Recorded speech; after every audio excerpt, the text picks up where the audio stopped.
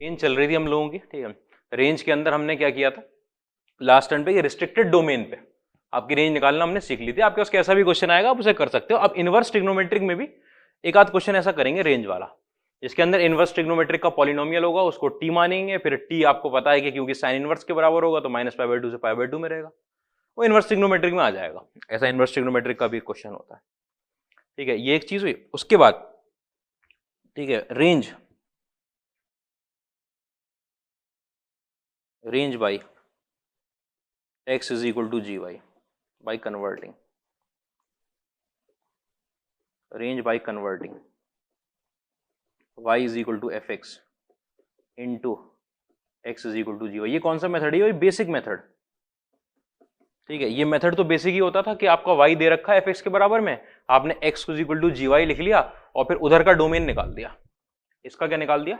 Domain, ठीक है। लेकिन इस पे थोड़ा सा टिपिकल क्वेश्चन, उसकी बात करना चाह रहा हूं मैं, थोड़े से टिपिकल क्वेश्चन की, ठीक है। इससे आओ भाई क्वेश्चन देखो। क्वेश्चन क्या है? रेंज ऑफ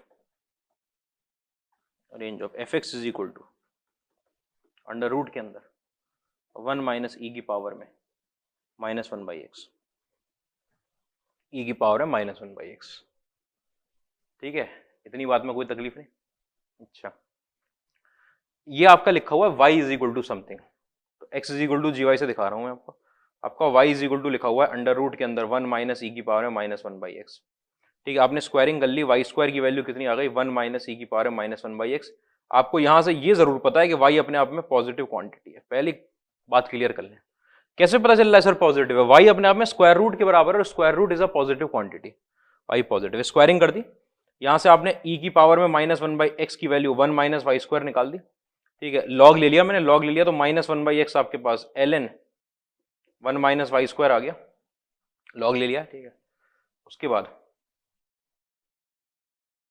ठीक है, आपने क्या किया कि रेसिप्रोकल ले लिया, रेसिप्रोकल ले लिया तो -x की वैल्यू आपके पास 1/ln के अंदर 1 माइनस वाई स्क्वायर आ गई, ठीक है। माइनस से मल्टीप्लाई भी कर लिया आपने, तो x की वैल्यू आपके पास -1/ln के अंदर 1 माइनस वाई स्क्वायर। इसके अंदर आप क्या निकालते हो? आप निकालते हो डोमेन। इसके अंदर आप क्या निकालते हो? डोमेन निकालते हो कि y की किस वैल्यू के लिए ये फंक्शन एग्जिस्ट कर रहा है और y की वैल्यू इस फंक्शन की क्या होती है जो असली फंक्शन का रेंज होती है। वही सेम मेथड, y की वैल्यू आप निकालने गए, आपको पता है डोमेन निकालने के लिए आपका ln 1 माइनस वाई स्क्वायर की वैल्यू 0 नहीं होनी चाहिए क्योंकि डिनोमिनेटर में, और 1 माइनस वाई स्क्वायर की वैल्यू 0 से बड़ी होनी चाहिए क्योंकि लॉग का आर्ग्यूमेंट है वो। ये वैल्यू 0 नहीं होनी चाहिए, इसका मतलब आपका 1 माइनस वाई स्क्वायर जो है वो 1 नहीं होना चाहिए। इसका मतलब वाई स्क्वायर की वैल्यू आपकी 0 नहीं होनी चाहिए, मतलब वाई की वैल्यू 0 नहीं होनी चाहिए। देख लो ना, लॉग हटाऊंगा यहाँ से, ई की पावर 0 हो जाएगा मतलब 1, 1 से 1 कट जाएगा इधर, माइनस वाई स्क्वायर 0 नहीं होना चाहिए मतलब वाई स्क्वायर 0 नहीं चाहिए मतलब वाई 0 नहीं होना चाहिए। यहाँ से एक बात आई। अच्छा, यहाँ से आपका वाई स्क्वायर -1 लेस देन 0 है, तो आपको पता है वाई की वैल्यू -1 से 1 के बीच में लाई कर जाएगी, तो सॉल्व करने में कोई तकलीफ नहीं है। वाई की वैल्यू -1 से 1 में आ गई और वाई आपका 0 नहीं है, इसका मतलब range of function, range of function वो क्या हो गया आपका? Range of function belongs to -1 to 1 -0 -0। इतनी बात में कोई तकलीफ नहीं होगी आपको, -1 to 1 -0, ठीक है। अच्छा, ये क्वेश्चन हुआ, ऐसे अगले क्वेश्चन पर आते हैं। अगला क्वेश्चन क्या कह रहा है आपका? Range of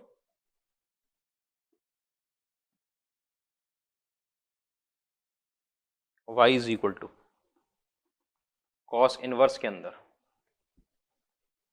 x square upon 1 plus x square.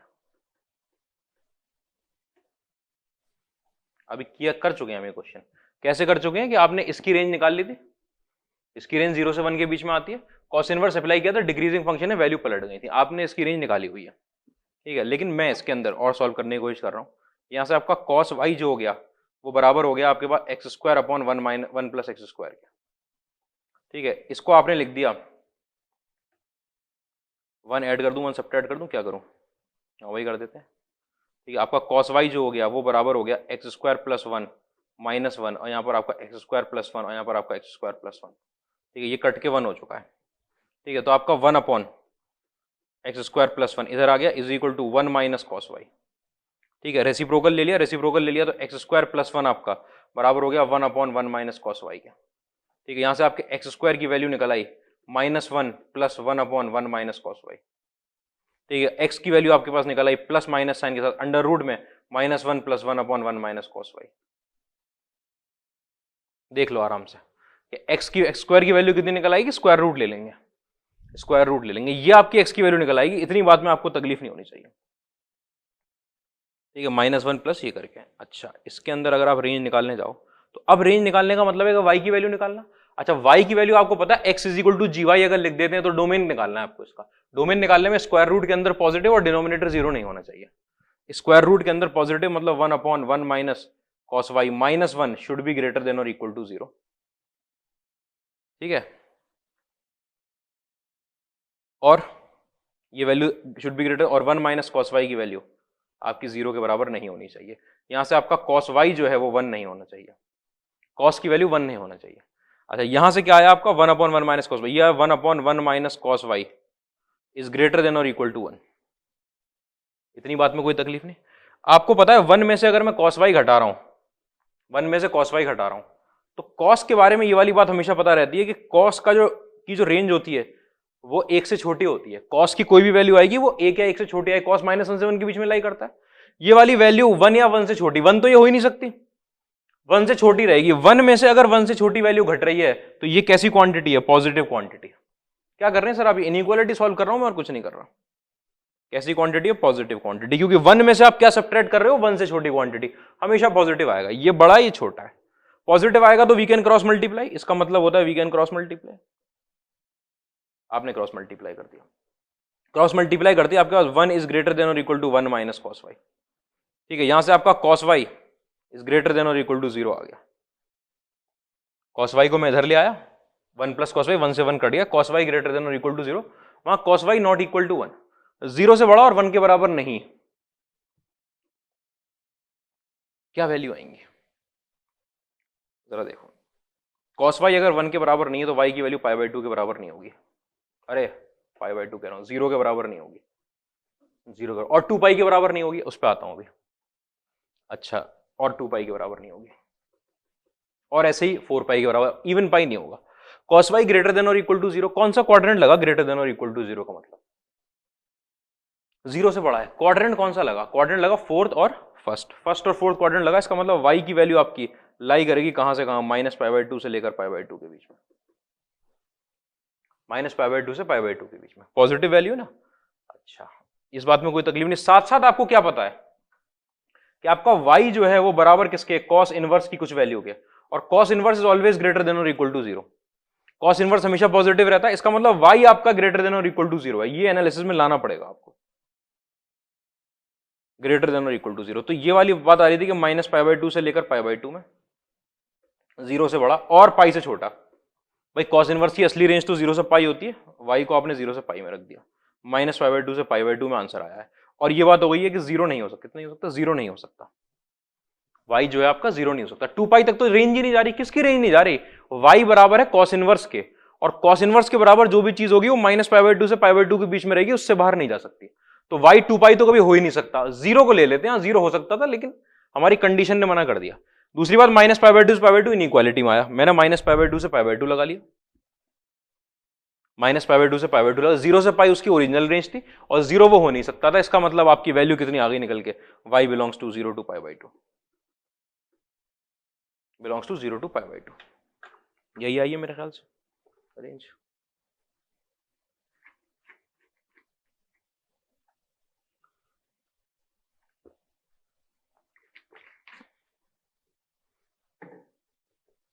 ठीक है, कोई प्रॉब्लम की बात नहीं। अच्छा, उसके बाद ये क्वेश्चन देखो एक और, आपको लगेगा इस वाले क्वेश्चन में इस मेथड की जरूरत नहीं थी, बिल्कुल नहीं थी, मैं आपको सिखा रहा हूं। ठीक है, रेंज ऑफ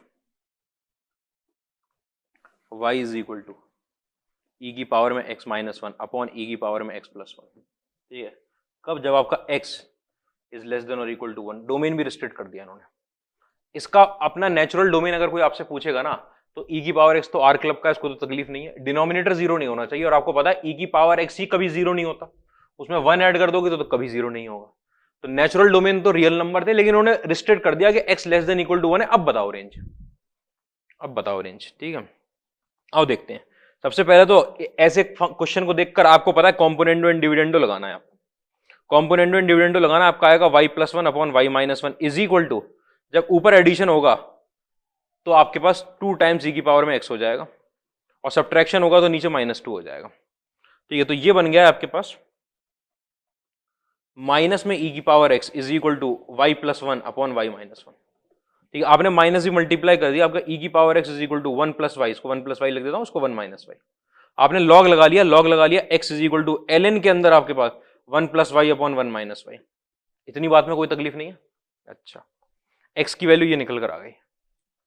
अब आपको क्या क्या करना है, अब एक तो आपका x जो है वो 1 से छोटा है, उसको भी लगाऊंगा मैं। पहली बात तो डोमेन निकालते हैं ना, इसका नेचुरल डोमेन निकाल देंगे। डोमेन निकाल दिया आपने, 1 plus y upon 1 minus y जो है, आपको ये वाली बात पता है कि लॉग के अंदर बैठा है 1 plus y upon 1 minus y, it should be greater than 0। आप बोलोगे सर 1 माइनस वाई डिनोमिनेटर में वो y की वैल्यू 1 नहीं होनी चाहिए, हाँ, तो वो इनइक्वालिटी सॉल्व करोगे तो इनइक्वालिटी अपने आप इंश्योर कर देगी। तो यहां से आपने इसको ठीक से लिखा तो ये निकल कर आया y plus one upon y minus one, minus से मल्टीप्लाई करके लेस देन 0, ठीक है। ये आपने 2 पॉइंट लगाए, -1 और 1, ये प्लस माइनस और प्लस लेस देन 0 में ये आ गई वैल्यू, मतलब y की वैल्यू आपकी -1 से लेकर 1 में लाई करती। कब लाई करती वो -1 से 1 के बीच में? क्या आपने ये मान लिया, आपने ये मान लिया कि x अगर इसके बराबर है और x के सारे रियल नंबर लिए तो सिर्फ डोमेन निकाल लूं उधर, सिर्फ लॉग की वैल्यू क्या होती है, r होती है। अगर x की वैल्यू भी r होती तो कोई प्रॉब्लम नहीं थी, सिर्फ डोमेन निकाल के काम चला लेते। डोमेन तो निकालना ही था, निकाल लिया। एक और कंडीशन क्या थी, एक और कंडीशन आपको दे रखी है रिस्ट्रिक्टेड वैल्यू, कि आपका x जो है वो 1 से छोटा है। अगर आपका x 1 से छोटा है तो आपको पता है x की वैल्यू तो बराबर थी ln 1 plus y upon 1 minus y के, ये वाली वैल्यू 1 से छोटी है। अगर ये वाली वैल्यू 1 से छोटी है तो 1 plus y upon 1 minus y किससे छोटा है, आपका e से छोटा है। अगर ये वैल्यू आपकी e से छोटी है तो 1 बाई वाई आपका छोटा है e plus one upon e minus one से। क्या किया, ये कॉम्पोनेंडो एंड डिविडेंडो लगाया, और क्या किया है, ऐसे भी लग जाता है, हाँ लग जाता है। क्या चीज होती है कॉम्पोनेंडो डिविडेंडो, आप क्रॉस मल्टीप्लाई करके निकाल लो भैया, इतनी देर थोड़ी लगेगी उसके अंदर। कॉम्पोनेंडो डिविडेंडो लगा दिया, 1 plus y is less than equal to e plus one upon e minus one. Reciprocal ले लूं, रेसिप्रोकल ले लूं, क्या आएगा, या क्रॉस मल्टीप्लाई कर लो, जैसे भी y की वैल्यू -1 से 1 है, पॉजिटिव नेगेटिव दोनों हो सकती है। 1 बाई वाई इससे छोटा है तो आपका y जो है वो छोटा होगा, e माइनस वन, बड़ा होगा किससे, e minus one upon e plus one से। नहीं, कोई गड़बड़ कर दी इसमें, गड़बड़ कर दी 100%। यहां से ठीक से सॉल्व करता हूं। क्या करेंगे, क्रॉस मल्टीप्लाई कर सकते हैं क्या, हाँ। ये y आपका कैसा है, y आपका 1 से छोटा है हमेशा। कैसे पता चल रहा है, यहां निकल चुका है, y छोटा है। 1 में से अगर 1 में से 1 से छोटी वैल्यू घटाओगे पॉजिटिव है, क्रॉस मल्टीप्लाई कर दिया, क्रॉस मल्टीप्लाई कर दिया, आपके पास आया 1 plus y less than equal to e minus e y, ठीक है। इसको मैं इधर ले गया, y के साथ 1 प्लस ई लिखा हुआ is less than equal to e minus one लिखा हुआ है, देख लो। तो जो माइनस में ई वाई था उसको मैं इधर ले आया, ठीक है, ऐड करता हूँ, y कॉमन निकाल लिया, 1 प्लस ई हो गया, ये 1 उधर जाके ई माइनस वन, तो आपका y is less than equal to, ठीक है, e minus one upon 1 plus e plus one upon e plus one, ये वाली वैल्यू आ गई। अब क्या बात हो गई है, अब बात ये -1 है, ये +1 है। अब ये देखना है कि e minus one upon e plus one कहां लाई करता है, ठीक है। इसके अंदर आपको पता है कि e minus one upon e plus one is less than 1, ये 1 से छोटी वैल्यू। क्यों 1 से छोटी वैल्यू है, क्योंकि ऊपर वाली वैल्यू 1.7 हो चुकी है, 2.7 में से 1 घटाऊंगा, नीचे वाली 3.7 हो चुकी है। न्यूमरेटर छोटा है और डिनोमिनेटर बड़ा है, ई के अंदर से कोई चीज सब्ट्रैक्ट हो रही है, ई में कोई चीज ऐड हो रही है। न्यूमरेटर छोटा है, डिनोमिनेटर बड़ा है। अच्छा, न्यूमरेटर छोटा है और डिनोमिनेटर बड़ा है, ठीक है।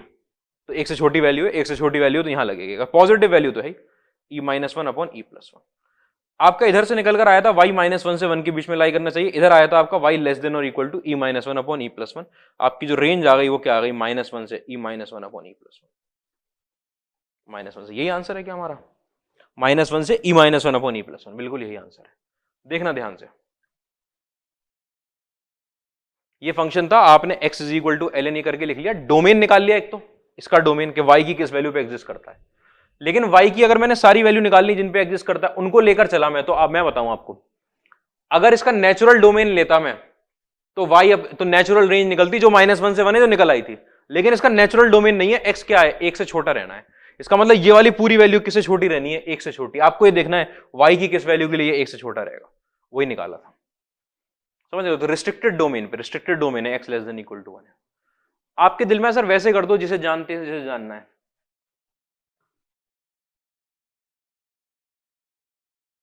ठीक है, e की पावर x -1 अपॉन e की power x + 1 is equal to क्या लिखा जा सकता है, e की पावर x + 1 -2, यहाँ पर e की पावर x + 1, यहाँ पर भी e की पावर x + 1 कट गया, 1 - 2 अपॉन e की पावर x + 1। इतनी बात में तकलीफ नहीं, देखना भाई।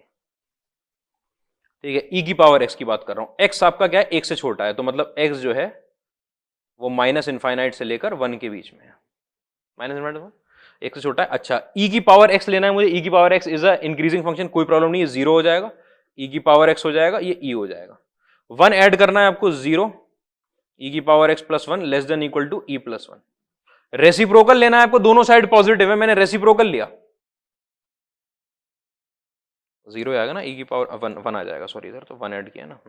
रेसिप्रोकल लिया आपने, रेसिप्रोकल लिया तो देखो क्या हुआ, यहाँ 1 अपॉन e + 1 आया, लेस देन और इक्वल टू, यहाँ 1 अपॉन e की पावर में x + 1 आया, यहाँ पे 1 आया।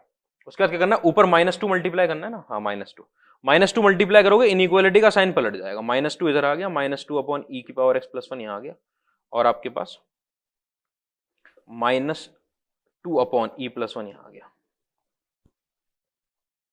-2 मल्टीप्लाई हो गया। ठीक है, उसके बाद क्या करना है, उसके बाद -2 मल्टीप्लाई 1 ऐड करना है, 1 ऐड करोगे तो यहाँ चला जाएगा -1, या 1 - 2 अपॉन e की पावर में x + 1, यहाँ आपके पास 1 - 2 अपॉन e + 1।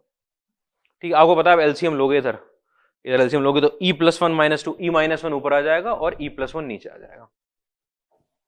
तो आपका y जो है, ये y था, ये बिलोंग कर रहा है -1 से आपका e - 1 अपॉन e + 1। x की वैल्यू आपको पता थी, लेस देन और इक्वल टू 1 था, कोई तकलीफ की बात ही नहीं थी। ठीक है, आपका जब x 1 से छोटा रहेगा, मतलब -∞ से तो बड़ा रहेगा, उस टाइम पे आपने e की पावर x बना दिया उसको। कहां बनाया, ये बनाया, देखो x ये था, ये कैसा था, ये गिवन था, e की पावर x लगा दिया, 1 ऐड कर दिया, रेसिप्रोकल ले लिया, रेसिप्रोकल लेने के बाद -2 से मल्टीप्लाई कर दिया, साइन पलटता गया में, 1 आपने ऐड कर दिया, 1 ऐड करने के बाद देख लिया -1 से e - 1 अपॉन e + 1 तक ही जा रही है रेंज, दोनों में से किसी भी तरीके से आप कर सकते हो, मैंने दिखा दिया आपको। बाद में तकलीफ अब नहीं होनी चाहिए, अब तो बहुत क्लैरिटी हो चुकी है। ठीक है, देखते हैं भाई आगे।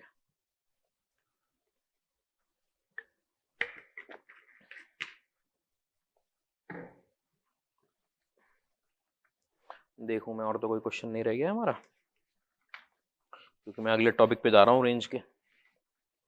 एक आध क्वेश्चन रह गया तो देख लेते हैं उसको।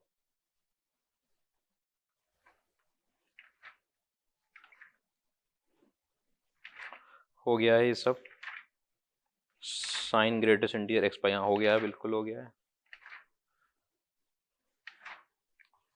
इंक्रीजिंग डिक्रीजिंग फंक्शन की बात हो गई, बात खत्म कर चुके हैं हम।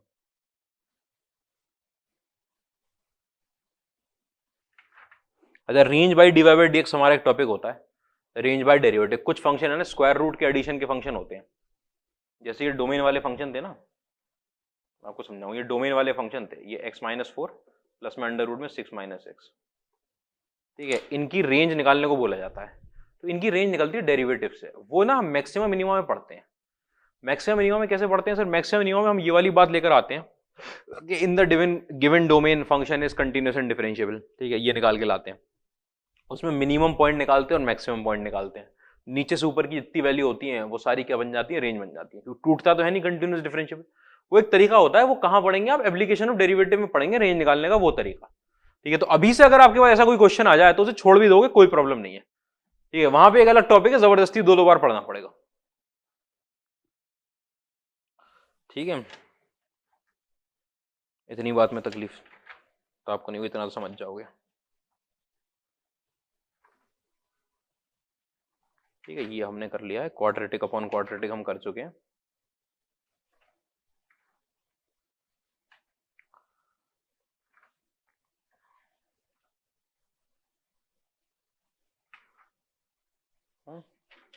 ये क्वेश्चन हम कर चुके हैं।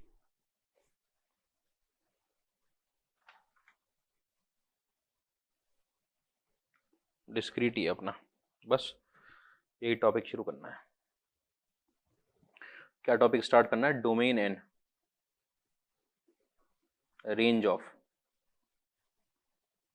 Discrete function.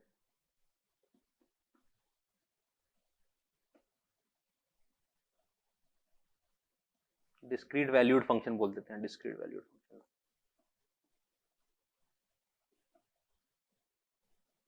Domain and range of discrete valued function, ठीक है। क्या चीज हुई? डिस्क्रीट वैल्यू क्या होती है? देखो, डिस्क्रीट फंक्शंस जो होते हैं ना, डिस्क्रीट फंक्शंस वो अपने आप में एक फंक्शन होते हैं। इंजीनियरिंग में इतना तकलीफ दे टॉपिक है ये डिस्क्रीट फंक्शन वाला, ठीक है। आपने सर डिस्क्रीट फंक्शन क्या होते हैं? एक होता है, आप जो पढ़ते हो ना वो कंटिन्यूस फंक्शन होता है मेनली। कंटिन्यूस फंक्शन का मतलब ये है कि जितना उसका डोमेन होगा ना, उसकी हर वैल्यू पे आंसर देता है वो, यहां से यहां तक हर वैल्यू पे, हर एक पे आपको आंसर दे रहा है, ठीक है। डिस्क्रीट फंक्शन क्या होता है आपके पास? डिस्क्रीट फंक्शन ये होता है कि 1 पे दे दिया उसने 2 आंसर, 2 पे दे दिया उसने 4 आंसर, मान लो ऐसे करके कुछ, 3 पे दे दिया उसने यहाँ 3 आंसर, ऐसे। मतलब कि 1 एक डोमेन में 1 है पॉइंट, फिर 2 है पॉइंट, फिर 3 है पॉइंट। डोमेन में कितना पॉइंट है? 1 है, फिर डोमेन में कितना पॉइंट है? 2 है, फिर डोमेन में कितना पॉइंट है? 3 है। 1 और 2 के बीच की वैल्यू डोमेन में नहीं है कि नहीं? 2 और 3 की नहीं, तो 1 पे आंसर मिल रहा है, 2 पे मिल रहा है, 3 पे। अब यहां से आप ज्वाइन नहीं करा सकते। ज्वाइन कराने का मतलब तो हुआ आपने बीच की सारी वैल्यू ले ली, वो है ही नहीं डोमेन में। डिस्क्रीट का मतलब ये हुआ कि टूटा टूटा बिखरा बिखरा डोमेन आता है आपके पास, कि एक पॉइंट आ गया, फिर दूसरा पॉइंट आ गया, फिर तीसरा पॉइंट, इंटरवल नहीं आता पूरा पूरा, ठीक है। पूरा बिखरा बिखरा सा डोमेन आएगा। तो अगर रेंज पूछी जाएगी तो ये वाली वैल्यू एक अलग से 2, ये वाली वैल्यू एक अलग से 4, ये वाली वैल्यू एक अलग से 3, ठीक है। ये आपकी रेंज भी बिखरी बिखरी आती है फिर, टूटी हुई। तो ये होता है डिस्क्रीट। डिस्क्रीट जो पॉइंट पॉइंट पर आपको आंसर देता है, इंग्लिश में इसका मतलब है पॉइंट पॉइंट पर आपको आंसर दे, ठीक है। यही चीज आपके पास जैसे होती है ना कि सम जो होता है ना, सम आप 2 तरीके से लिखते हो, कि सम आपका समेशन से होता है, ये आपका डिस्क्रीट सम ही दिखाता है, और ये आपका कंटिन्यूअस सम दिखाता है। इंटीग्रेशन क्या कहता है कि पूरे नीचे का एरिया ले लो एक एक पॉइंट का। समेशन क्या कहता है कि n की वैल्यू 1 रखोगे, फिर डायरेक्ट 2 रखोगे, फिर 3 रखोगे। वो एडिशन कर रहा है 1 पे, फिर 2 पे, फिर 3 पे। इंटीग्रेशन क्या कर रहा है? 1 पे कर रहा है, 1 के अगले पॉइंट पे कर रहा है, 1 के उसके अगले पॉइंट पे कर रहा है, उसके अगले पॉइंट पे कर रहा है, ठीक है। तो सम होता है ना, ये कंटिन्यूट सम होता है, वो डिस्क्रीट सम होता है आपका। डिस्क्रीट सम ऐसी, वो डिस्क्रीट का मतलब कि 1 पे है वैल्यू, फिर 2 पे है, फिर 3 पर है, फिर 4 पर है। इतनी बात में तकलीफ नहीं। अच्छा, domain and range of discrete valued function. अब सुनो भाई डिस्क्रीट वैल्यू का, कि लेट x1 x2 x3, मान लो ये x की वैल्यूज है, मतलब ये अपने आप में क्या है? डोमेन का सेट है, ये डोमेन का सेट है। आपसे अगर कोई पूछ ले कि इस फंक्शन की रेंज बता दो, ठीक है, fx है जिसका डोमेन ये है, तो आप बोलोगे सर रेंज जो है वो जब फंक्शन के अंदर आप x1 पुट करोगे तो एक वैल्यू निकाल के देगा, वो वैल्यू हो जाएगी। फंक्शन के अंदर जब x2 पुट करोगे वो वैल्यू हो जाएगी, और फंक्शन के अंदर x3 पुट करोगे तो वो वैल्यू हो जाएगी। मतलब कि जो ये x1 पे अपने आप में x1 एक डोमेन का पॉइंट था, वो वैल्यू आपने फंक्शन में पुट करी, आंसर मिल गया एक, वो रेंज की वैल्यू। जो आंसर y की जो वैल्यू निकल कर आती है वो रेंज होती है। x2 पुट करी तो y की वैल्यू निकला, x3 पुट करी y की वैल्यू निकला, 3 वैल्यू निकल कर आ रही है। 3 वैल्यू इनपुट दी, उसे कॉरस्पॉन्डिंग 3 निकले, हो सकता है 2 निकला है, किन्हीं 2 पे सेम निकला है। तो ये आपका बिखरे बिखरे से 3 पॉइंट थे, उस पर 3 पॉइंट की क्या आ गई आपके पास? रेंज आ गई। जैसे मैं आपके पास लिख दूं कि जिन फंक्शन में डोमेन इस तरीके से होता है आपका x1 x2 से लेकर कहां तक? xn तक। और रेंज उन फंक्शन की कैसे होती है आपके पास? रेंज होती है आपकी fx1, ठीक है, fx2 से लेकर आपके पास fxn। डोमेन और रेंज, ये फंक्शन कैसे होते हैं आपके? Discrete function. नाम ला लो, डिस्क्रीट फंक्शन में और बहुत तकलीफें हैं, ठीक है। तो ये क्या हुआ? बिखरा हुआ डोमेन, उसके लिए बिखरी हुई रेंज, ठीक है। ये जनरली कहां यूज होता है? ठीक है, यूज्ड इन क्वेश्चंस ऑफ, ठीक है, एनसीआर एंड एनपीआर। ठीक है, एनसीआर और एनपीआर के बारे में आपको पता है, ठीक है, वो अपने आप में आपने बाइनोमियल में पढ़ रखा है ये, और परम्यूटेशन में इनका काम होता है। ये क्या चीज होती है? Number of ways to select r objects from n, number of ways to select and arrange r from n, r distinct object from n, ठीक है। तो इन क्वेश्चंस में यूज होता है, क्योंकि इसके अंदर आपकी एन की और आर की वैल्यू इंटीजर होती है। ये नहीं है कि 1 पुट कर दोगे एन की जगह पर 1.2 पुट कर दोगे, नहीं, इंटीजर वैल्यूज होती हैं। तो इन क्वेश्चन में यूज होता है, और स्पेशली इस स्पेशल केस कभी कभी बन जाता है आपके पास, स्पेशल केस किसका, ग्रेटेस्ट इंटीजर फंक्शन का। क्यों स्पेशल केस क्यों बोल रहे हैं इसको, क्योंकि ग्रेटेस्ट इंटीजर फंक्शन का डोमेन तो कंटिन्यूअस है उसका, ऑल रियल नंबर, लेकिन उसकी जो रेंज है वो 1, फिर 2, फिर 3, फिर 4, फिर 5। रेंज कैसी आ रही है, डिस्क्रीट आ रही है, बीच के पॉइंट्स नहीं मिल रहे, 1 मिल रहा है, फिर 2, फिर 3, फिर 4। स्पेशल केस के क्वेश्चन ग्रेटेस्ट इंटीजर वाले भी हो जाते हैं, और जनरली ये एनसीआर और एनपीआर के क्वेश्चन में होता है। ठीक है, तो एनसीआर और एनपीआर की आपकी डोमेन और रेंज के लिए बात करता हूं भाई, डोमेन ऑफ एनसीआर, जो एनसीआर की ही रेंज है वही एनपीआर की रेंज है, और डोमेन है, सॉरी। ठीक है, बात क्लियर करते हैं भाई। पहली बात, एन की वैल्यू आपने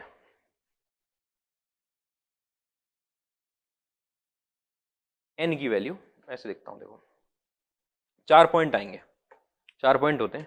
मैं आपको एग्जांपल दिखाऊं, आपने 7C2 देखा है, आपने 7.2C3 देखा है क्या? क्या आपने यहां पर डेसिमल लगा देखा है कभी? कभी नहीं देखा। अगर आपने डेसिमल लगा नहीं देखा, इसका मतलब एन जो है वो हमेशा कैसा रहेगा आपका, इंटीजर रहेगा। अच्छा इंटीजर रहेगा, हाँ, डेसिमल नहीं आ सकता। अच्छा आपने आर देखा है क्या?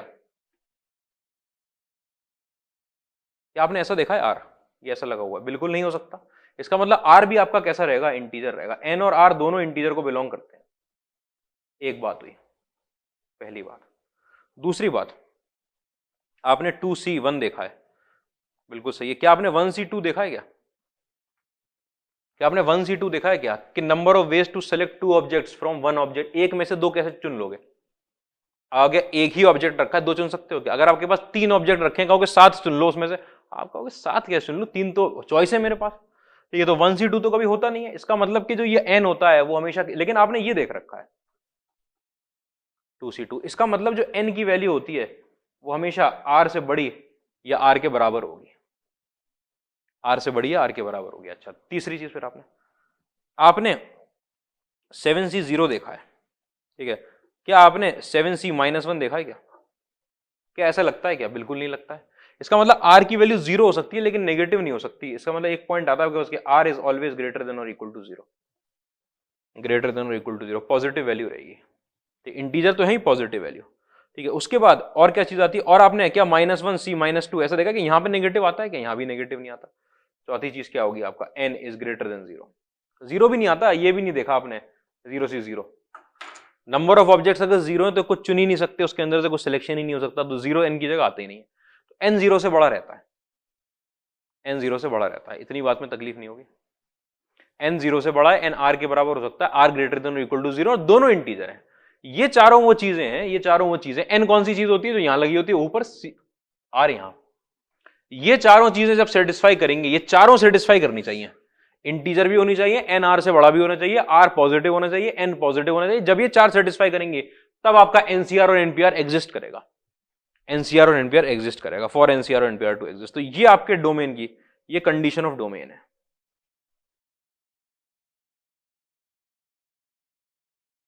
Condition of domain. फिर आप बोलोगे सर रेंज। अब आपको पता है, जब आप डोमेन निकालने जाओगे, डोमेन ऑफ एनसीआर, ठीक है, एनपीआर, तो आपको पता है डोमेन के अंदर इंटीजर वैल्यूज आनी है, क्योंकि एन और आर इंटीजर है, तो डोमेन के अंदर ऐसे वैल्यू आएंगे 3, 4 और 5 ऐसे। ठीक है, ये एग्जांपल। तो अगर आपसे कोई पूछेगा रेंज क्या होगी, तो आप बोलोगे फंक्शन की 3 पर वैल्यू, फंक्शन की 4 पर वैल्यू, फंक्शन की 5 पर वैल्यू, यही तीनों वैल्यू जो निकल कर आएंगी यही रेंज होंगी। भाई डोमेन के अंदर 3 पॉइंट आए थे, तो यहां रेंज निकालने के लिए आपको क्या करना होता है, रेंज, रेंज के लिए, ठीक है, फाइंड द वैल्यू ऑफ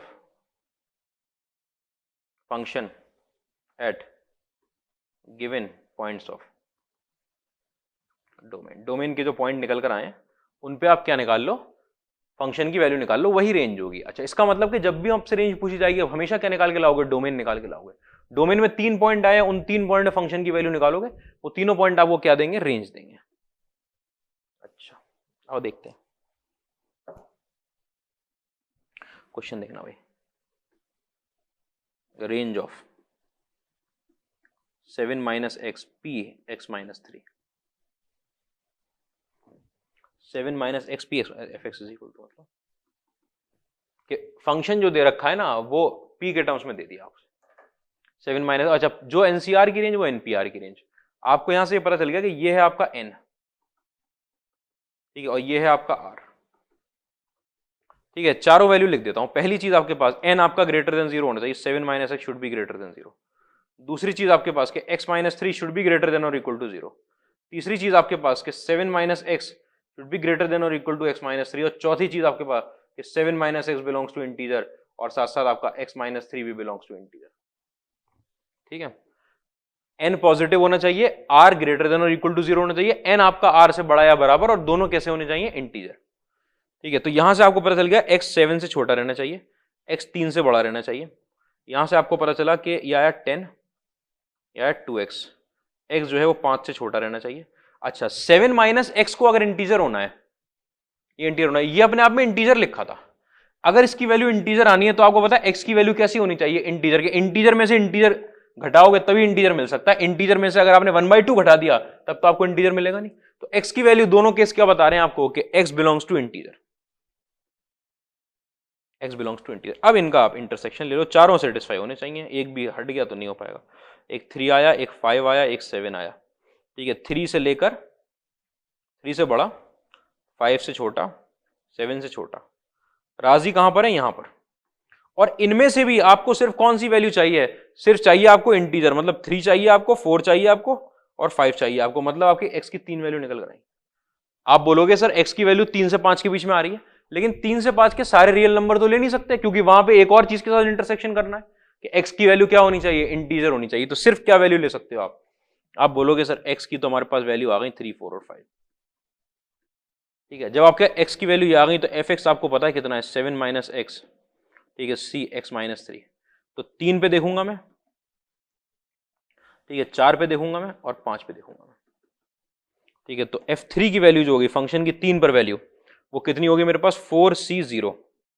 मैं 3 पुट कर दूंगा ना इसकी जगह पर, 7 माइनस 3 कितना आएगा, 4c0। 4 पे वैल्यू कितनी होगी फंक्शन की, 4 पर वैल्यू 3c1, और फंक्शन की आपकी 5 पर वैल्यू कितनी होगी, 2c2। तो ये कितना आया, ये 1 आता है, ये आपका 3 आएगा, और ये कितना आएगा, ये 1 आएगा, 4c0 1 आएगा। तो रेंज में क्या क्या value I, range of function, एक 1 आया और एक 3 आया, करली ब्रैकेट, 2 वैल्यू आई। 3 निकल कर आए थे डोमेन के पॉइंट, उसमें से 2 क्या निकल कर आए आपके रेंज के पॉइंट, देख लो आराम से।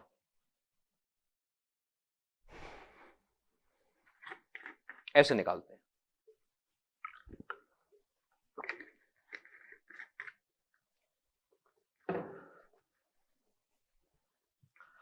ठीक है।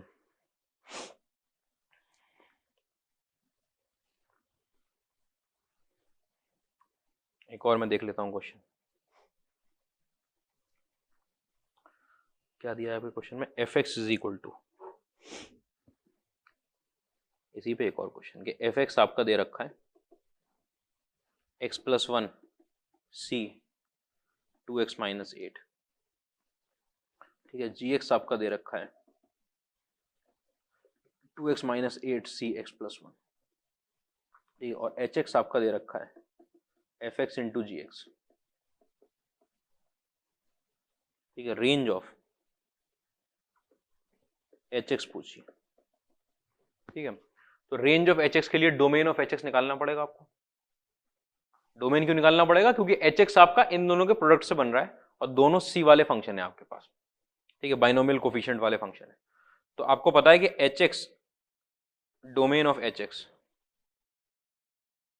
ठीक है, निकालने के लिए domain h x is equal to F x into g x दे रखा है। आपको मैंने बताया था अगर दो फंक्शन मल्टीप्लाई हो रहे हो तो डोमेन कैसे निकल कर आता है कि ये भी सेटिस्फाई होना चाहिए फंक्शन, ये भी एग्जिस्ट करना चाहिए, ये भी, मतलब इसका डोमेन निकालेंगे और इसका डोमेन निकालेंगे। मतलब आप क्या करोगे, डोमेन ऑफ एफ निकालोगे, डोमेन ऑफ जी निकालोगे, और उनका इंटरसेक्शन लोगे, दोनों का अलग अलग डोमेन निकलेगा। उससे क्या निकल कर आएगा, आपका एच एक्स का डोमेन निकल कर आएगा, जो बराबर होगा डोमेन ऑफ एच के, एच के डोमेन के बराबर हो जाएगा। जो एच का डोमेन होगा, इसका मतलब वो वैल्यूज, ये वो वैल्यूज हैं जो आप पुट कर सकते हो एक्स की, वो 2-3 वैल्यू निकलेंगी, उन्हें आप पुट करोगे, उससे आपको क्या निकल आएगा, एच एक्स निकल आएगा। आओ देखते हैं क्या क्या है भाई। ठीक है, पहली चीज तो यहीं पे लिख देता हूँ, चलो पहली चीज तो आपका x प्लस वन से है ना, वो ऊपर क्या है, हाँ भाई x plus one greater than 0। दूसरा आपका 2x minus eight greater than और इक्वल टू 0। दोनों सेटिस्फाई होने, सब में इंटरसेक्शन लगेगा, 2x minus eight greater than और इक्वल टू 0 और आपका x plus one greater than और equal to 2x minus eight. ठीक है, n ग्रेटर, उधर से क्या होगा, उधर से आपका 2x minus eight greater than 0 और x plus one greater than और इक्वल टू 0 और आपका 2x minus eight greater than और equal to x plus one. और एक और कंडीशन क्या आती है निकल के कि 2x माइनस एट और आपका x प्लस वन दोनों के दोनों क्या होने चाहिए, इंटीजर, n और r दोनों इंटीजर। ये सारी कंडीशन में आपको क्या लेना है, इंटरसेक्शन लेना है। ये तीन, ये किसकी कंडीशन हो गई तीनों, ये तो हो गई f की, और ये तीनों किसकी हो गई, आपकी g की कंडीशन हो गई। ठीक है, और f और g की सारी कंडीशन में भी आपको इंटरसेक्शन ही लेना था, इसका डोमेन निकलता उसका इंटरसेक्शन लेना था, उसमें कुछ और करना ही नहीं है आपको, आपको देखना है कि ये दोनों कंडीशन उठाई आपने। जब आप इन दोनों में इंटरसेक्शन लेने जाओगे कि x plus one is greater than और equal to 2x minus eight, ठीक है, एंड साथ साथ एंड लगाए ना, and x plus one is less than equal to 2x minus eight, देखो वहां पे लेस देन और इक्वल टू लिखा है ना, उल्टा लिख रहा हूं उसको, x plus one less than equal to, तो ये दोनों तभी सेटिस्फाई होंगी जब x प्लस वन और 2x माइनस एट कैसे हो जाएंगे, इक्वल। x प्लस वन बराबर किसके हो जाए, 2x माइनस एट। ये वैल्यू हो गई। ठीक है, यहां से आपकी 9 इज इक्वल टू x की 9 आई वैल्यू। अच्छा, x की वैल्यू अगर 9 रखूंगा, ये सेटिस्फाई होगा, ये सेटिस्फाई होगा, उनसे तो निकालिए, ये सेटिस्फाई होगा, ये सेटिस्फाई होगा, सब सेटिस्फाई हो जाएंगे, और 9 अपने आप में खुद क्या है, और ये अपने आप में इंटीजर भी है। कैसे किया, समझ में आई बात, कि इंटरसेक्शन लेने जा रहे हैं, सबको सॉल्व नहीं किया मैंने कहा ये कंडीशन और वो कंडीशन दोनों को सेटिस्फाई करवाना है अगर मुझे, तो ये कह रहा है a इज ग्रेटर देन और equal to b and a is less than equal to b, ये तभी सेटिस्फाई हो सकती है जब इसमें भी इक्वालिटी आ जाए, उसमें भी इक्वालिटी आ जाए, मतलब दोनों बराबर हो जाए। ठीक है, दिस इंप्लाइज, ठीक है, दीज टू इक्वेशन, आप बोलोगे ना दीज टू इक्वेशंस, ठीक है, can be satisfied only when equality holds. जब इक्वालिटी होल्ड करेगी, इक्वालिटी होल्ड करवा दी, x की 9 वैल्यू आ गई। आपको पता है आपको h9 निकालना है, h9 का मतलब आपको f9 और g9 निकालना है। ठीक है, f कितना था आपके पास, x प्लस वन और 2x माइनस एट, मतलब x प्लस वन सी 2x माइनस एट का प्रोडक्ट लेना है आपके पास, 2x माइनस एट सी x प्लस वन में, और x की वैल्यू 9 पुट करनी है, मतलब यहां पर आया 10 सी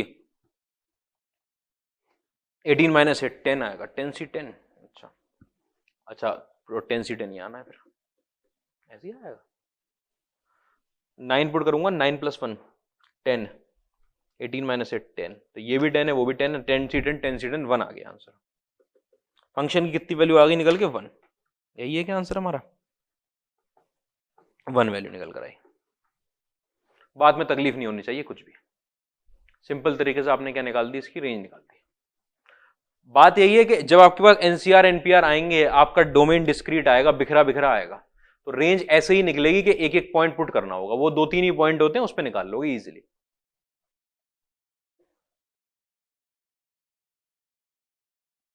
ठीक है, अगला क्वेश्चन देखो भाई,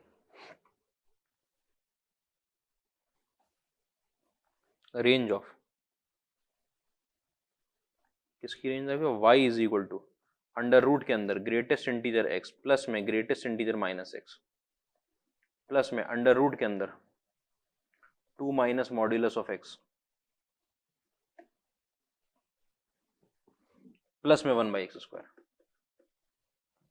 ठीक है, इसकी रेंज बतानी है आपको। आपको लगेगा ये डिस्क्रीट फंक्शन नहीं है, लेकिन मैं आपको समझाता हूँ ये डिस्क्रीट फंक्शन कैसे बनेगा। तो डिस्क्रीट फंक्शन जब भी आएगा तो आपको पहले क्या निकालना पड़ती है, पहले डोमेन निकालना पड़ता है। वो ग्रेटेस्ट इंटीजर के ज्यादातर क्वेश्चन में होता है कि कॉस इनवर्स के अंदर लगाया था मैंने ग्रेटेस्ट इंटीजर, तो भी आपको पहले बता डोमेन निकालो।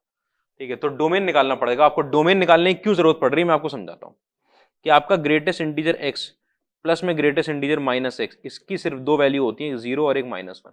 जब आपका x इंटीजर को बिलोंग करता है, x इंटीजर को बिलोंग नहीं करता, ये आपको नोन है बात, प्रॉपर्टी कहती है, ऐसा होता है।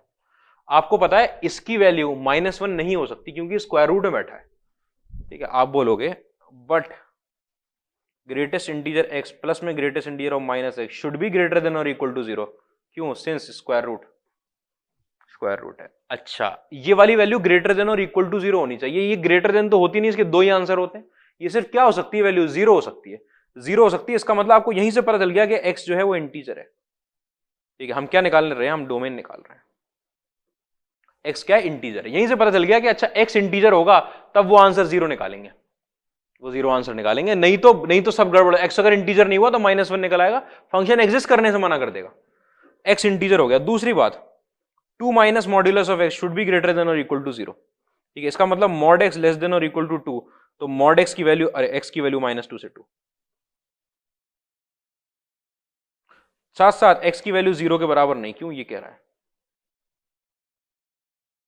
ठीक है, अब आप तीनों का इंटरसेक्शन जब लोगे तो -2, -1, 0, 1 और 2, ये कह रहा है यहां से यहां रखेंगे, वो कह रहा है 0 मत रखो, और ये कह रहा है कि सारे इंटीजर लेकर जाओ, तो 0 तो उसने मना कर ही दिया पहले।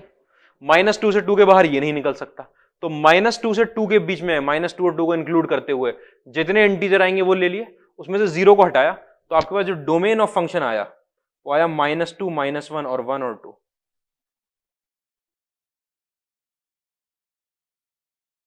इतनी बात में कोई तकलीफ नहीं। अब फंक्शन देखो, अब आपका जो फंक्शन है y is equal to under root के अंदर ग्रेटेस्ट इंटीजर x प्लस में ग्रेटेस्ट इंटीजर -x प्लस में अंडर रूट में 2 minus modulus of x plus 1 upon x square. ठीक है, इसके अंदर ये जो डोमेन की चारों वैल्यू हैं वो अपने आप में इंटीजर वैल्यूज हैं।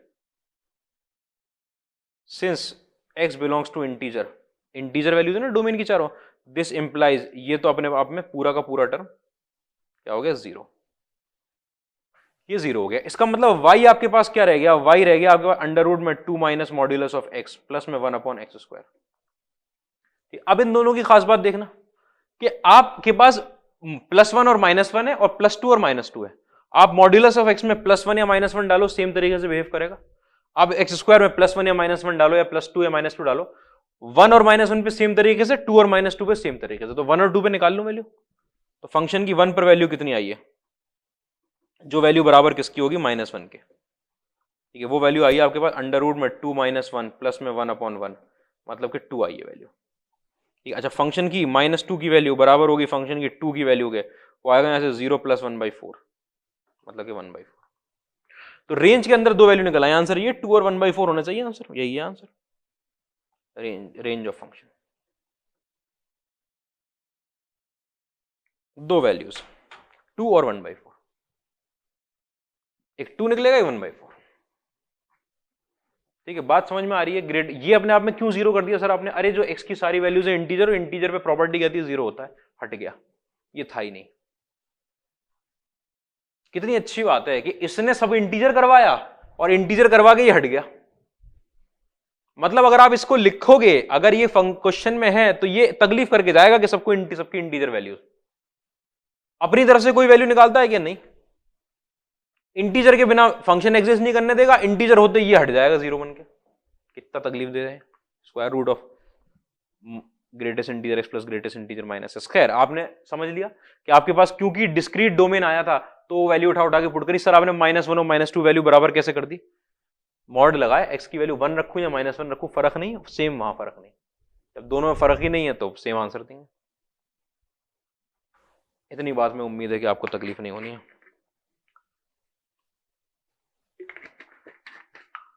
ठीक है, देखते हैं अब इसके आगे।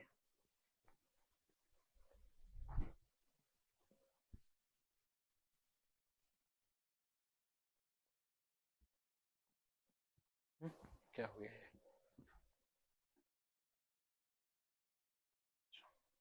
तो यहां पर आपका रेंज का टॉपिक खत्म होता है इस वाले क्वेश्चन में। ठीक है, हमने डिस्क्रीट की पढ़ ली, एंड और टॉपिक।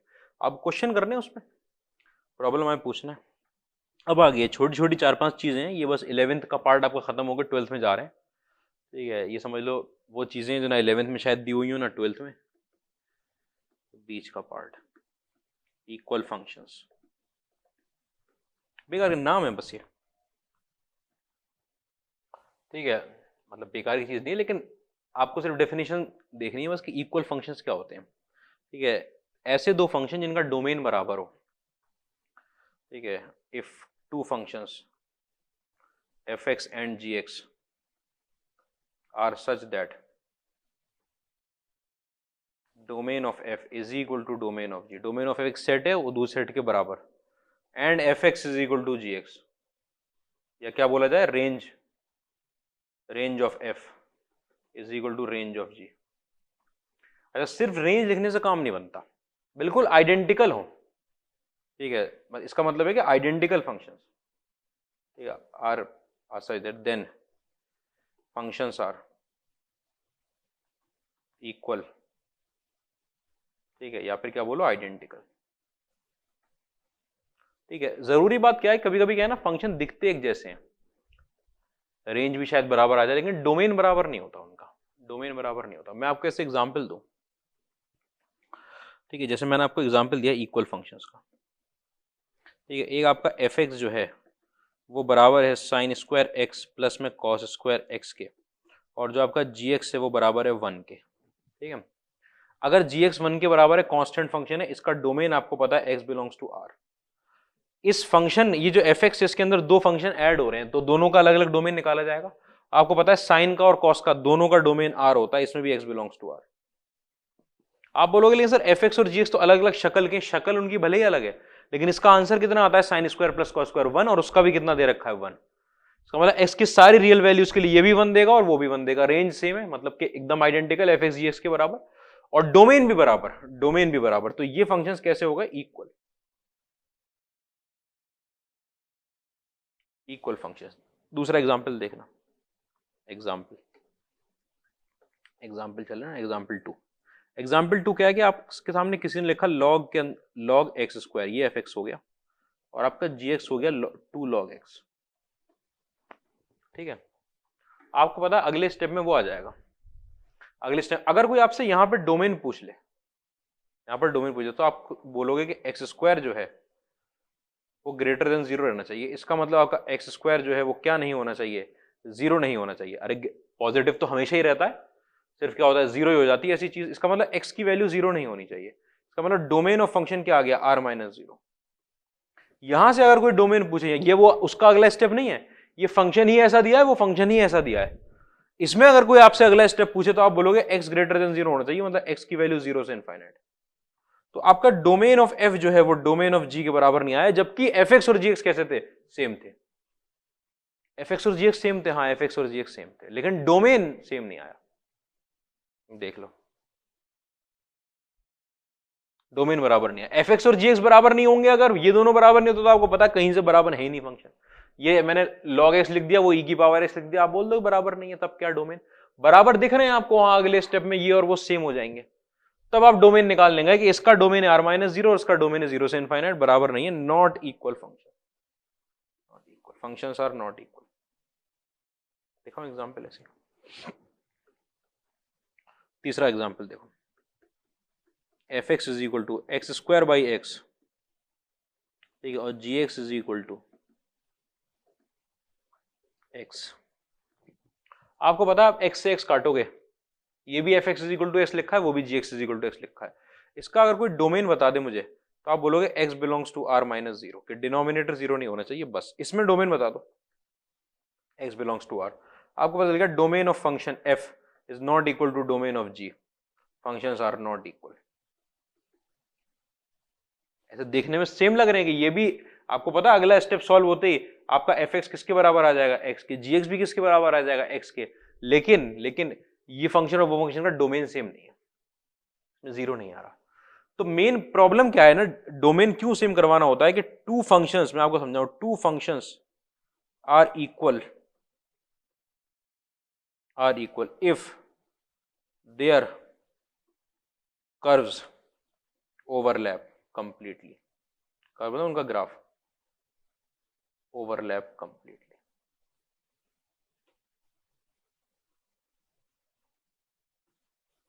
उनका कर्व कंप्लीटली ओवरलैप करे, ये भी f x is equal to x है, लेकिन एक्स की वैल्यू 0 नहीं हो सकती। अगर मैं इसका ग्राफ बनाऊंगा तो इसका ग्राफ ऐसे जाएगा, y is equal to x का, और इसका बनाऊंगा तो ऐसे जाएगा। अब आप उसके ग्राफ को लाके इस पे प्लेस करोगे तो आपको पता है उसके अंदर 0 पे वैल्यू मिल रही है और इसमें 0 पे वैल्यू नहीं मिल रही। अगर एक पॉइंट भी ऐसा आ गया जहां ओवरलैप नहीं कर रहा तो फंक्शन इक्वल नहीं होते, फंक्शन इक्वल नहीं होते। इस बात पे ध्यान रखना है आपको। इसी में जैसे देखो क्वेश्चन में y इज इक्वल टू, जैसे चेक अगर करवा लिया जाए आपसे, तो f x is equal to e की पावर में ln x, ठीक है, और g x is equal to l n के अंदर ई की पावर में एक्स। ठीक है, ये भी अपने आप में सॉल्व होगा, जब आप सॉल्व करोगे तो f x is equal to x है और ये भी आपका g x is equal to x है। क्यों? ई और एल एन एक दूसरे को काटेंगे, एल एन ये एक्स इधर आ जाएगा, एल एन और ई का आंसर 1 हो जाएगा। लेकिन आपको पता है कि इसके अंदर एक्स पड़ा है ई की पावर में, ई की पावर में पड़ा हुआ है तो एक्स बिलोंग्स टू आर। इसके अंदर एक्स पड़ा था लॉग के अंदर, इसका मतलब x belongs to 0 to infinite. अगर आपसे कोई कर्व बनवा ले तो मैं आपको बता रहा हूं, जो इधर वाले का कर्व बनेगा वैसे जाएगा और जो उधर वाले का कर्व बनेगा वैसे जाएगा। y is equal to x का कर्व है ना। पूरे तरीके से फंक्शन ओवरलैप नहीं कर रहे, इतने पार्ट पे कर रहा है, इतने पार्ट पे तो ये फंक्शन तो है ही नहीं, ग्रीन वाला आपका ये वाला। तो जब आपके कर्व्स ओवरलैप करते हैं तब क्या होता है, आपका फंक्शन इक्वल होता है।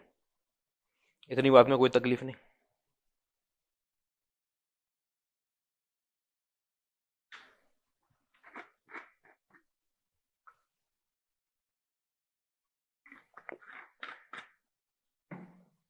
एक और दे दो, y is equal to signum के अंदर एक्स स्क्वायर प्लस 1 और y इज इक्वल टू आपके पास सेक स्क्वायर एक्स माइनस में 10 स्क्वायर एक्स। आपको पता है सिग्नम के अंदर एक्स स्क्वायर प्लस 1 ये क्वांटिटी कैसी है, पॉजिटिव क्वांटिटी है। y is equal to signum हमेशा आंसर 1 देगा, यहाँ भी y इज इक्वल टू 1, ये भी y इज इक्वल टू 1 की लाइन, वो भी y इज इक्वल टू 1 की लाइन। इसकी तकलीफ कोई तकलीफ नहीं, x बिलोंग्स टू r। इसकी तकलीफ बहुत सारी है, इनफाइनाइट पॉइंट्स पे दिक्कत करता है। कौन से इनफाइनाइट पॉइंट पे? ऑड पाई बाई 2 पे आंसर नहीं देगा, क्योंकि ऑड पाई बाई 2 पे 10 कितना हो जाता है, इनफाइनाइट। सेक भी कितना हो जाता है, इनफाइनाइट या minus infinite. x does not belong to. तो मैं आपको ग्राफ दिखाऊं, इसका graph y is equal to 1 की लाइन, इसका ग्राफ बहुत शानदार। आगे भी एक जगह पे उठाता हूं मैं ये वाला पॉइंट, उसका वाला। इसका ग्राफ यहां पर आपका पाई बाई 2 आता है, यहां पर आपका माइनस पाई बाई 2 आता, यहां पर आपका 3 पाई बाई 2 आता, यहां पर आपका माइनस 3 पाई बाई 2 आता। y इज इक्वल टू 1 तो चल रहा है, लेकिन अपने डोमेन में, समझ रहे हो। ऑड पाई बाई 2 पे वैल्यू नहीं मिली, हॉलो बॉल बनी हुई है। अगर आप अब एक दूसरे के ऊपर रखोगे ग्राफ को तो आपको देखो पूरी तरीके से ओवरलैप नहीं कर रहा, क्योंकि पाई बाई 2 रखने पर x is equal to pi by 2 ये 1 आंसर दे रहा है, वो आंसर ही नहीं दे रहा, हॉलो बॉल आ रही है। इतनी बात में समझ आनी चाहिए आपको। अच्छा 1 तो है ठीक है, लेकिन 1 कहाँ कहाँ है, सारे रियल नंबर में 1 नहीं हो, हमेशा 1 नहीं होता ये जब अपना डोमेन सेट। लेकिन फंक्शन अगर आप एग्जिस्ट करवा रहे हो तो डोमेन की बात कर रहे हो, इसलिए बोलते हो हमेशा 1। हमेशा का मतलब ये नहीं हुआ x बिलोंग्स टू r पे 1 है वो, इसका मतलब वो अपने डोमेन में हर जगह आंसर 1 देता है, अपने डोमेन में जहां जहां एग्जिस्ट करेगा वहां वहां 1 आंसर देगा। ठीक, उसके बाद इक्वल फंक्शन में बेसिक बेसिक बात हो गई। उसके बाद बाउंडेड फंक्शन,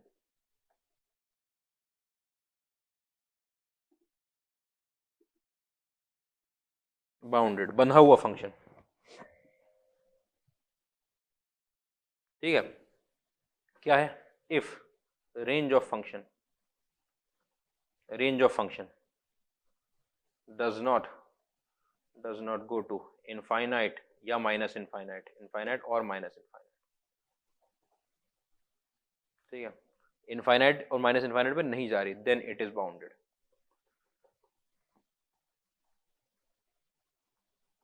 ठीक है, इफ अदरवाइज अनबाउंडेड, बस। ठीक है, अगर चली गई तो अनबाउंडेड, अदरवाइज अनबाउंडेड।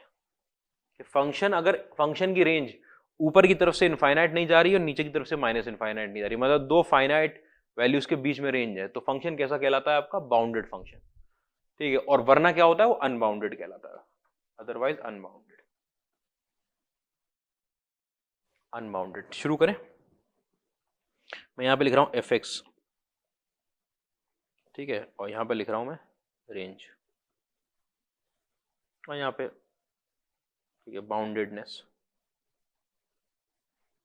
बी लिख देंगे और यू भी लिख देंगे बाउंडेड अनबाउंडेड के लिए। पहला फंक्शन मैंने लिया आपसे e की पावर में x, आपको पता है रेंज 0 से इनफाइनाइट, अनबाउंडेड। दूसरा फंक्शन मैंने लिया साइन x, रेंज आपको पता है -1 से 1, बाउंडेड। -1 से 1 के बीच में है, दो फाइनाइट वैल्यू के बीच में। तीसरा फंक्शन मैंने लिया ln x, रेंज r, सारे रियल नंबर मतलब माइनस इनफाइनाइट इनफाइनाइट दोनों, अनबाउंडेड। चौथा फंक्शन, मर्जी आपकी कोई सा ही फंक्शन लो। चौथा फंक्शन मैंने ये ले लिया आपके सामने x² + x + 1, आपको पता है रेंज कितनी होती है, 3/4 से इनफाइनाइट, एक तरफ चला गया इनफाइनाइट, एक तरफ से, ठीक है, अनबाउंडेड।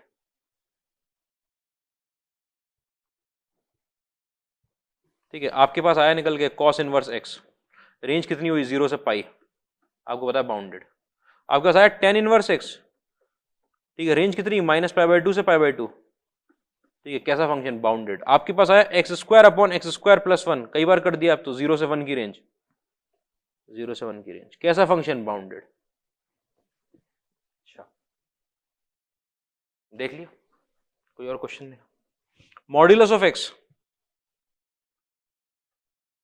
रेंज 0 से इनफाइनाइट, 0 से इनफाइनाइट, अनबाउंडेड, इनफाइनाइट पे नहीं जानी चाहिए रेंज कहीं से।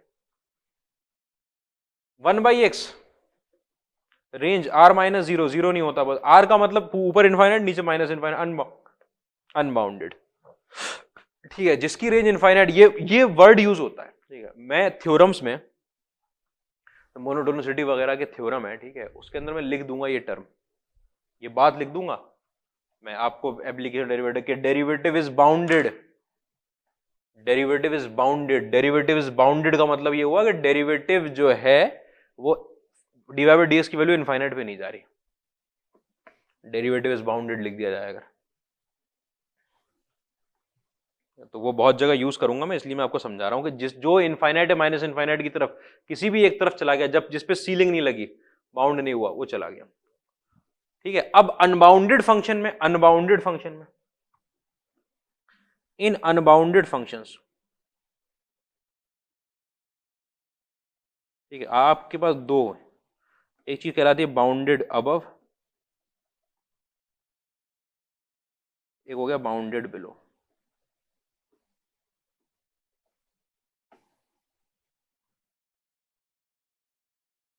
बाउंडेड अबव या बाउंडेड बिलो, ठीक है, तो अनबाउंडेड फंक्शन अनबाउंडेड होता है ये, लेकिन बाउंडेड अबव का मतलब ये हुआ कि ऊपर बाउंड है, मतलब ऊपर से इनफाइनाइट नहीं जा रहा है, लेकिन अनबाउंडेड फंक्शंस की कंडीशन है ये अनबाउंडेड की, ये बाउंडेड की नहीं है वैल्यू, नाम बाउंडेड आपको लगे कि बाउंडेड लिखा हुआ है तो बाउंडेड फंक्शन नहीं, अगर फंक्शन अनबाउंडेड है तो जरूरी नहीं है कि ऊपर और नीचे दोनों तरफ इनफाइनाइट और माइनस इनफाइनाइट जा रहा हूं। बाउंडेड अबव का मतलब है ऊपर इसके कैप लगा हुआ है, यहां ऊपर नहीं जा सकता ज्यादा, वो ऊपर से बाउंड, लेकिन नीचे कहां जा रहा है, माइनस इनफाइनाइट। अगर एक तरफ से ही माइनस इनफाइनाइट चला गया तो कैसा हो जाएगा फंक्शन, अनबाउंडेड। लेकिन अनबाउंडेड में बाउंडेड किस तरफ था, ये ऊपर की तरफ। बाउंडेड बिलो का क्या मतलब हुआ कि नीचे कैप लगा हुआ है, कि नीचे नहीं जा रहा माइनस इनफाइनाइट, लेकिन ऊपर कहां जा रहा है, infinite. If f x is less than और इक्वल टू कोई वैल्यू m, ठीक है, देन, ठीक है, m where m is finite value,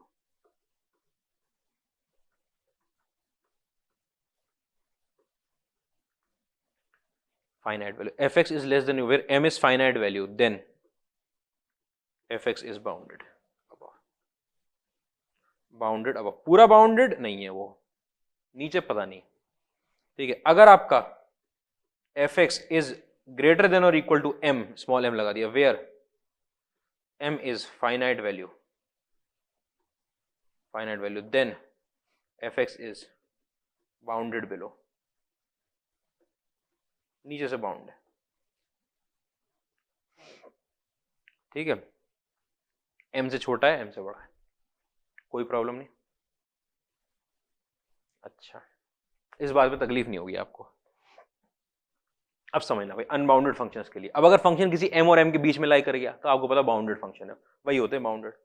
हाँ भाई इधर आओ, ये वाला फंक्शन नीचे बाउंडेड है, 0 से पहले पहले रुक गया, ये नीचे बाउंडेड है, ये अपने आप में बाउंडेड बिलो, ऊपर नहीं बाउंडेड है, बाउंडेड बिलो, ये तो अनबाउंडेड की बात करें, ये अपने आप में ये अनबाउंडेड है भाई, ये ना नीचे बाउंड है ना ऊपर बाउंड है, ठीक है, इसमें इसको ना बाउंडेड अबव ना बाउंडेड बिलो। ये आपका ये नीचे बाउंड है, 3/4 नीचे की लिमिट है, ऊपर तो भले कहीं भी जा रहा हो, बाउंडेड बिलो, अनबाउंडेड है, बाउंडेड बिलो, बाउंडेड बिलो, देख रहे हैं भाई फंक्शन, ये अनबाउंडेड, ये माइनस इनफाइनाइट इनफाइनाइट दोनों पे जा रहा है, ना बाउंडेड अबव ना बाउंडेड बिलो,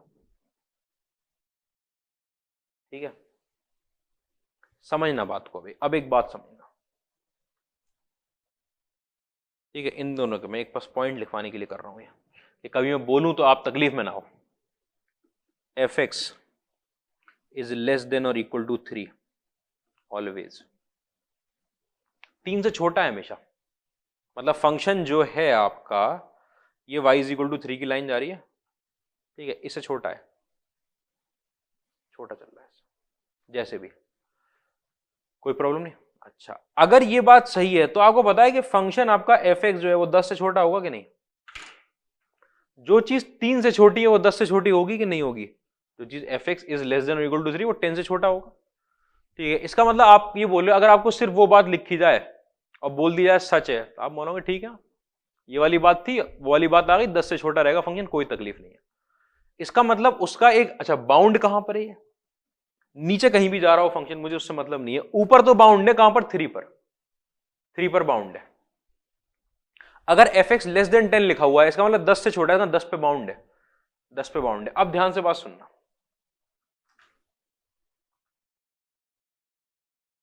फंक्शन इस वैल्यू पर बाउंड है 3 पर, इससे ऊपर नहीं जा रहा, ठीक है, तो ये कहलाता है आपका अपर बाउंड। क्या कहलाता है? Upper bound. तो 4 से भी तो नहीं जा रहा, 5 से भी ऊपर नहीं जा रहा। अगर कोई फंक्शन 3 के नीचे है, 3 क्या कहलाया? उसका अपर बाउंड। तो जो चीज 3 से नीचे वो 4 से भी रहेगी तो वो भी हो गया अपर बाउंड, तो 5 भी क्या हो गया? Upper bound. अपर बाउंड का मतलब क्या होता है कि ऊपर जहां पर बाउंडेड है, जिससे ऊपर नहीं जा रहा। कोई चीज अगर 3 से ऊपर नहीं जा रही है तो वो 4 से ऊपर तो बिल्कुल नहीं जाएगी, 5 से ऊपर बिल्कुल नहीं जाएगी। तो ये सब क्या होते हैं? 3.1 3.2 सब हो गए उसके अपर बाउंड, सब क्या हो गए? Upper bound. अच्छा, अब जैसे साइन एक्स की बात करूं मैं, अब मैं स्पेसिफिक फंक्शन पे आ गया। साइन एक्स के बारे में आपको पता है 1 से छोटा, अगर ये वैल्यू आपके पास 1 से छोटी है, 1 से छोटी वैल्यू है, तो आपको पता है साइन एक्स ऐसा हो गया,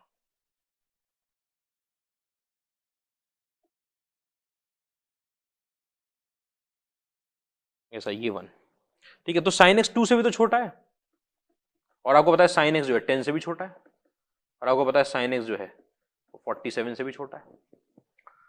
तो अगर कोई पूछे कि अपर बाउंड क्या है साइन एक्स का, तो 2 भी उसका अपर बाउंड है। वो 2 y इज इक्वल टू 2 की लाइन उसे बाउंड कर रही है, उससे ऊपर नहीं जा रहा। वो जो भी लाइन उसे बाउंड कर देती है y is equal to something की लाइन, वो उसका अपर बाउंड हो जाता है फंक्शन का।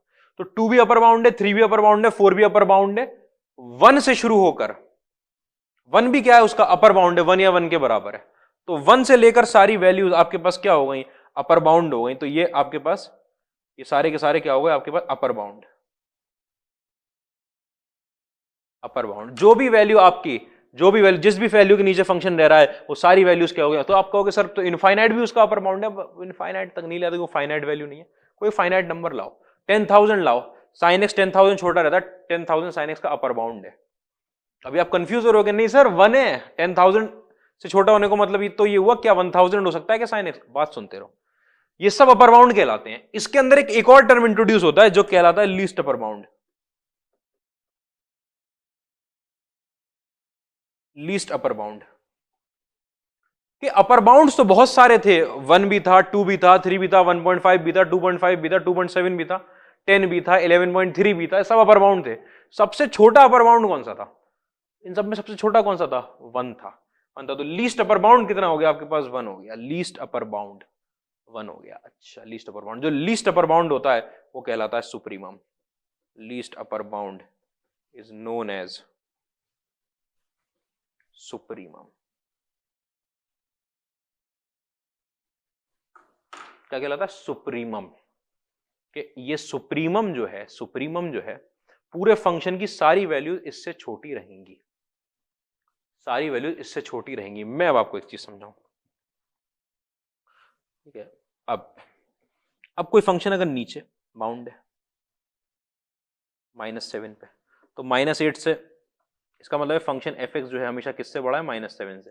जो चीज -7 से बड़ी है वो -8 से भी बड़ी है, जो चीज -8 से बड़ी है वो -10 से भी बड़ी है। तो ये लोअर बाउंड था, ये भी लोअर बाउंड है, नीचे कहां बाउंड रहा है? ये सब लोअर बाउंड है, ये सब क्या कहलाएंगे? फंक्शन के लोअर बाउंड्स,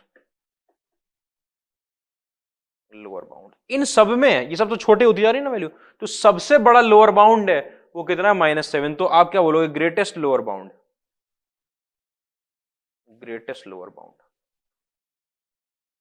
ठीक है, जिसको हम क्या बोलते हैं? इनफीमम। इन्फीमम।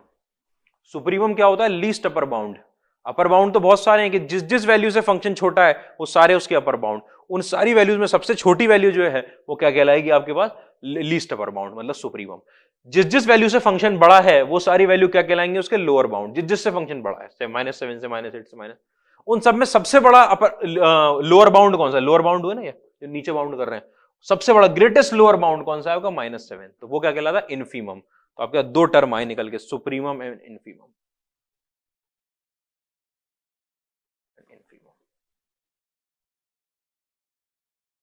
ठीक है, ये अपने आप में क्या होता है? ये होता है least upper bound.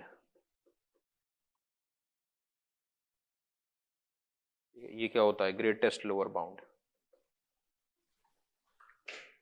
LUB GLB, greatest lower bound. Lower bound जिन जिन वैल्यू से फंक्शन बड़ा होता है सब लोअर बाउंड। सबसे बड़ा वाला जो है वो आपका क्या कहलाता है? इन्फीमम।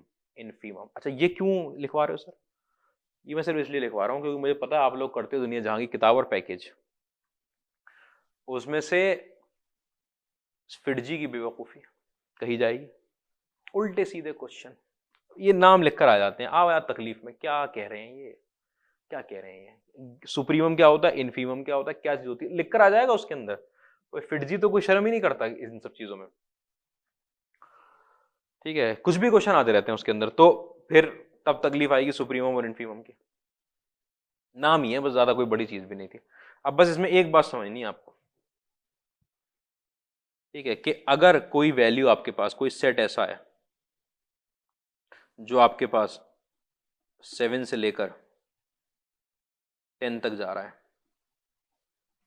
ठीक है, ऐसी वैल्यू 7 से 10 तक जा रही है, तो जो इन्फीमम हुआ, इन्फीमम वो 7 हुआ, और जो सुप्रीमम हुआ वो 10 हुआ।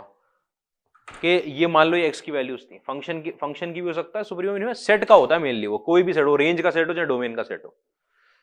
ठीक है, तो पूछा जाए कि भाई x हमेशा 10 से छोटा है, तो उसके अपर बाउंड कौन कौन से हुए? 10 हुआ, 10.1, 10.2, 11, 12, 13, उसमें सबसे बड़ा लीस्ट अपर बाउंड, सबसे छोटा अपर बाउंड कौन सा हुआ? 10। तो सुप्रीमम लीस्ट अपर बाउंड होता है।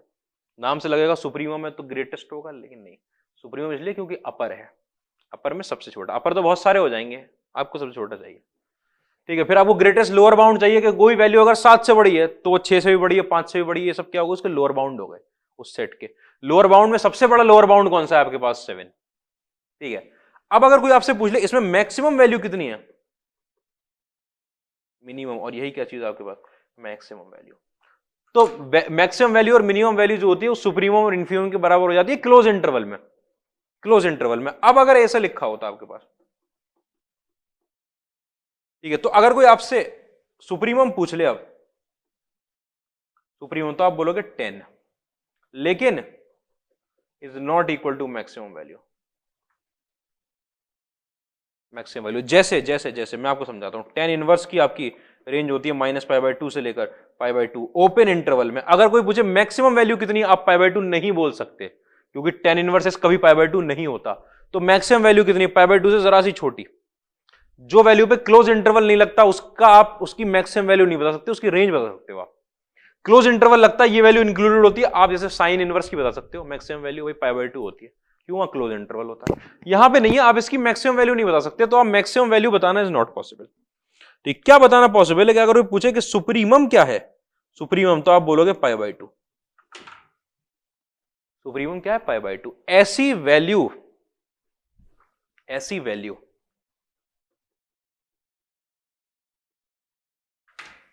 फंक्शन जिससे छोटा है जिसके बराबर रहे हमेशा। f(x) जो है आपका tan इनवर्स x जो है हमेशा π/2 से छोटा रहता है कि नहीं रहता?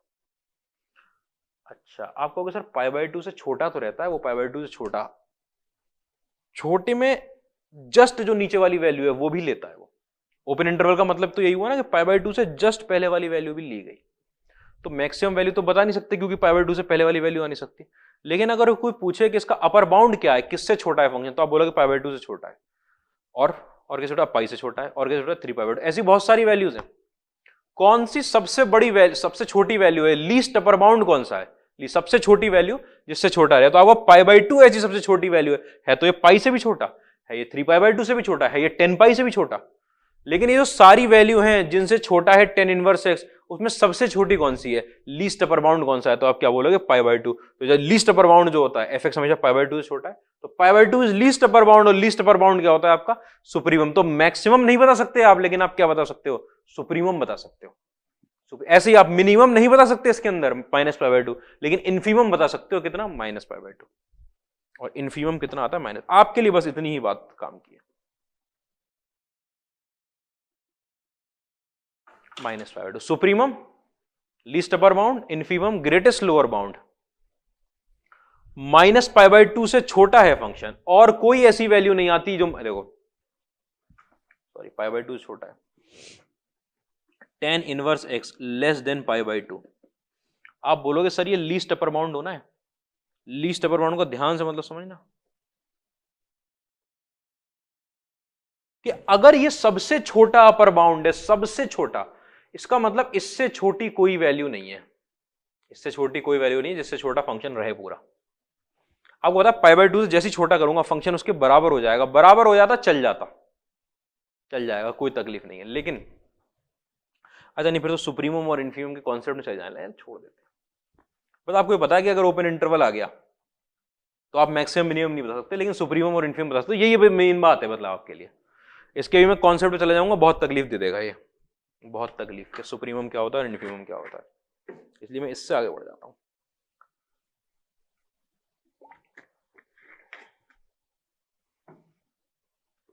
ठीक है, आओ भाई, सुप्रीमम इन्फीमम समझ गए आप, least upper bound supremum, greatest lower bound आपका इन्फीमम। क्लोज इंटरवल अगर होता है तो मैक्सिमम वैल्यू सुप्रीमम के बराबर, मिनिमम वैल्यू इन्फीमम। अगर ओपन इंटरवल होता है तो मैक्सिमम मिनिमम वैल्यू आप बता ही नहीं सकते। क्या बता सकते हो, इधर वाला बाउंड्री पॉइंट लेफ्ट वाला इन्फीमम, सॉरी इधर होगा ना, आपको तो लेफ्ट इधर दिख रहा होगा, इधर वाला इन्फीमम और इधर वाला supremum.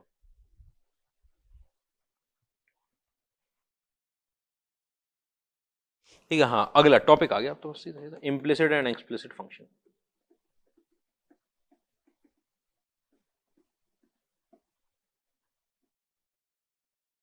Implicit and explicit function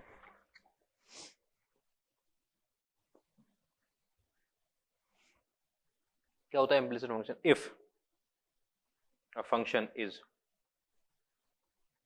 written as y is equal to fx, ठीक है, देन इम्प्लिसिट फंक्शन, ठीक है, ठीक। और अगर आपका इफ, अरे सॉरी एक्सप्लिसिट फंक्शन, जैसा फंक्शन आपका लिखा होता है वो मेनली एक्सप्लिसिटली लिखा होता है। इम्प्लिसिट का मतलब जो बात इंप्लाई होती है, डायरेक्टली नहीं। एक्सप्लिसिट का मतलब जो बात एक्सप्लेन्ड होती है। इंप्लाइड का मतलब क्या होता है कि इम्प्लिसिट फंक्शन, इम्प्लिसिट का मतलब होता है कि इंप्लाई हो रही है जो बात, लेकिन डायरेक्टली खोल के नहीं लिखी हुई है, पूरी पूरी इंप्लाई हो रही है लेकिन डायरेक्टली नहीं लिखी हुई है। एक्सप्लिसिट का मतलब EXP आ रहा है, जो एक्सप्लेन्ड होकर लिखी हुई है, पूरी बात सामने लिखी हुई है, कोई छुपी बात नहीं है उसके अंदर। इसके अंदर छुपी हुई बात होगी, इंप्लाई हो रहा है, डायरेक्टली नहीं लिखा है। एक्सप्लिसिट का मतलब एक्सप्लेन्ड है पूरा, मतलब डायरेक्टली लिखा हुआ है। ठीक है, तो y is equal to fx तो फंक्शन लिखा होता है directly, explicit function. If a function is written as, अगर ऐसे लिखा है कि px लगाए प्लस में qy लगाए, ये दो पॉलिनोमियल या दो फंक्शन लिखो, इज इक्वल टू 0 या is equal to c, then implicit function.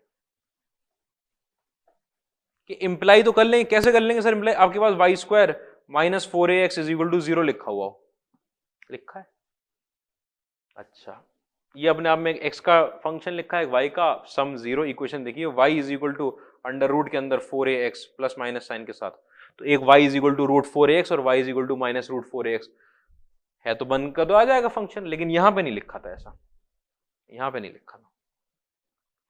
ठीक है, तो अगर आपके पास फंक्शन कैसा लिखा हुआ है कि छुपा हुआ लिखा है कि आपको थोड़ा रीअरेंज करना पड़ेगा उसको y is equal to fx लाने में, तो इम्प्लिसिट है, नहीं तो कैसा फंक्शन है, एक्सप्लिसिट फंक्शन है।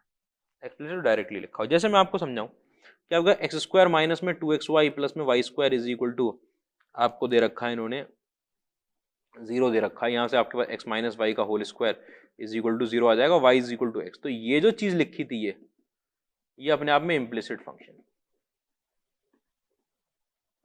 इम्प्लिसिट फंक्शन जिसको आप कैसे बोलोगे, fxy,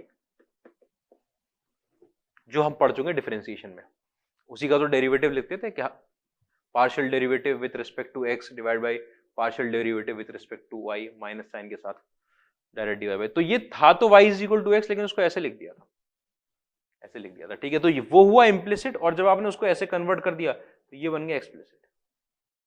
अच्छा, एक्सप्लिसिट कोई चीज नहीं, एक्सप्लिसिट वही y is equal to F x वाली टाइप, जैसे आप देखते आ रहे थे। इम्प्लिसिट एक्सप्लिसिट, बात समझ में आ रही है? y is equal to F x में कर दोगे एक्सप्लिसिट हो जाएगा। इतनी बात में कोई तकलीफ नहीं, बेसिक नाम है। इसी पे मैं क्वेश्चन दे देता हूं बस आपको, डोमेन ऑफ 2 की पावर x प्लस में 2 की power y is equal to 2, ये दे दिया कुछ। अगर डोमेन बोला है तो फंक्शन होगा, फंक्शन लिखा होता है y is equal to F x, ये पता नहीं कैसे लिख दिया है। ये देखो, एक x का टर्म लिख दिया, एक y का टर्म लिख दिया, इज इक्वल टू 2 लिख दिया। मतलब इन्होंने क्या लिख दिया है, इन्होंने ये जो फॉर्म दे रखी है इन्होंने, कि f के अंदर आपके पास एक टर्म है f का, f मतलब कोई भी पॉलिनोमियल टाइप का, फंक्शन टाइप का सा लिखा हुआ है, दो variable is equal to c के बराबर, दो वेरिएबल का फंक्शन लिखा हुआ है किसी कांस्टेंट के बराबर, एक इक्वेशन लिखी हुई है, एक इक्वेशन लिखी हुई है।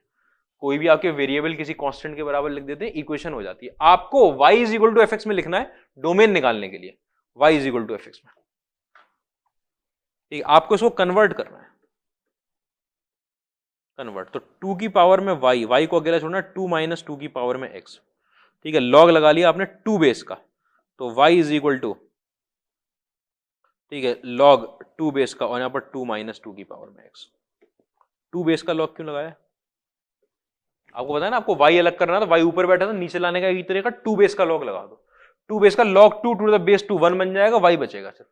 अच्छा, अब आपको डोमेन निकालना है इसका, इसका डोमेन निकालना है। आपको पता है एक ही तकलीफ है, 2 माइनस 2 की power x should be greater than 0, 2 की power x should be less than 2, इसका मतलब x लेस देन 1। x की वैल्यू किससे छोटी होनी चाहिए? 1 से छोटी होनी चाहिए। x की वैल्यू 1 से छोटी होनी चाहिए, इसका मतलब x belongs to minus infinite to 1। ये आपका डोमेन आया होगा, माइनस इनफाइनाइट से 1 की कोई भी वैल्यू x एक्सेप्ट कर लेगा,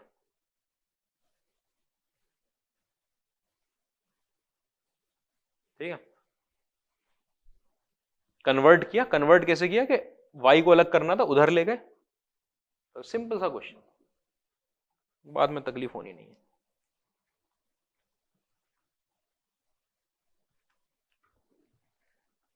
कैसे दे रखा है क्वेश्चन? डोमेन ऑफ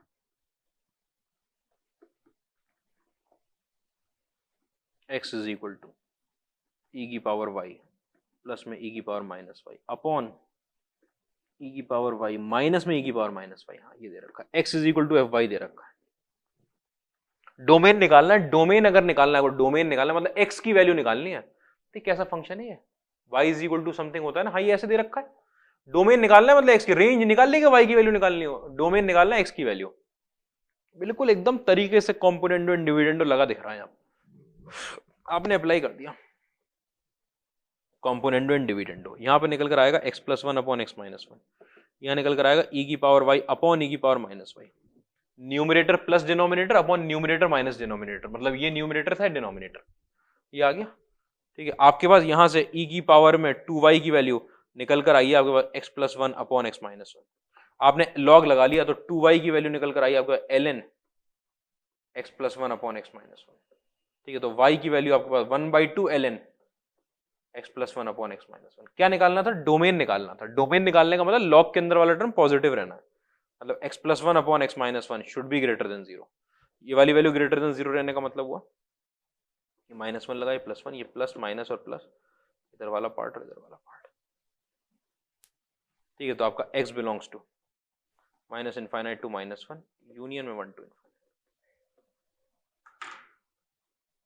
आराम से देख लो, कोई तकलीफ की बात ही नहीं है इसमें।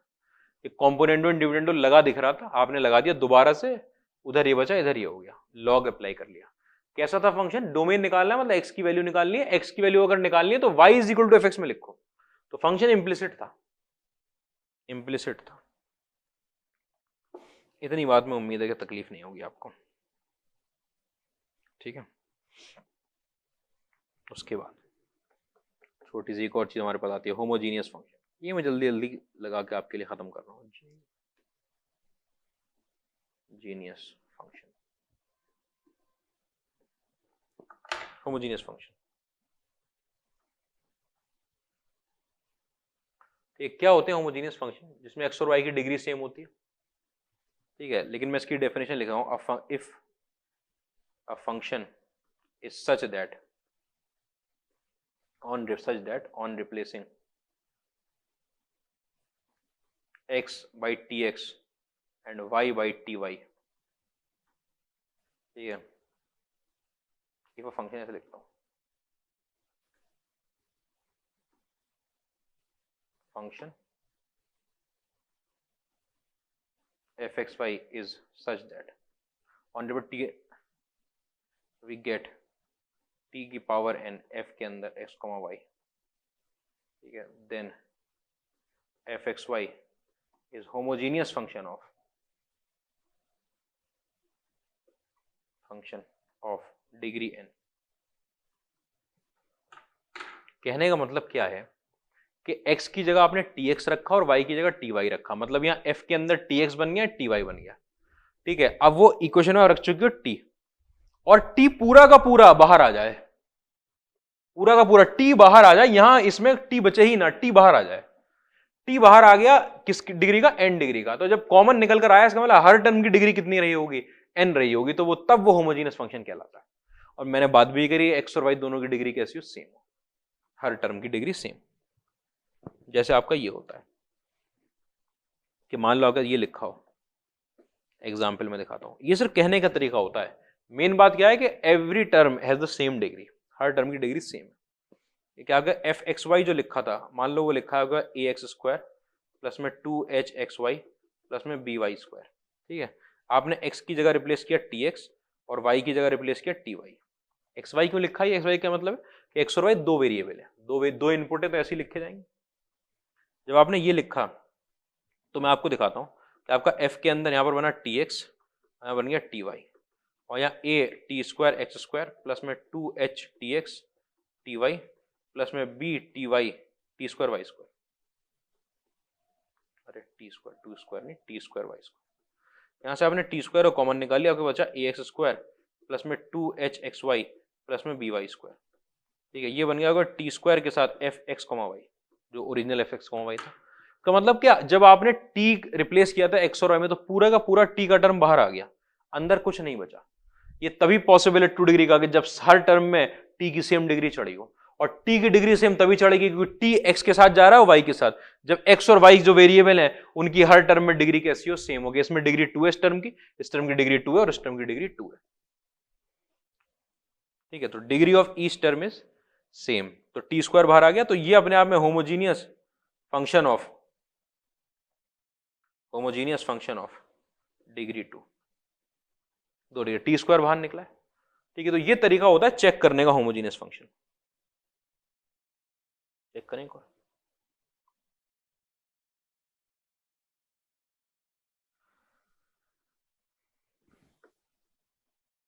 ठीक है। आपका एफ एक्स कॉमा वाई ये फंक्शन दे रखा है आपको, x square plus x y upon x y plus y square, ठीक है। अब आपको लगेगा कि टर्म की डिग्री, तो देखो 2 2 और नीचे भी 2 और 2, देखना भाई, आपने लिखा यहाँ पर tx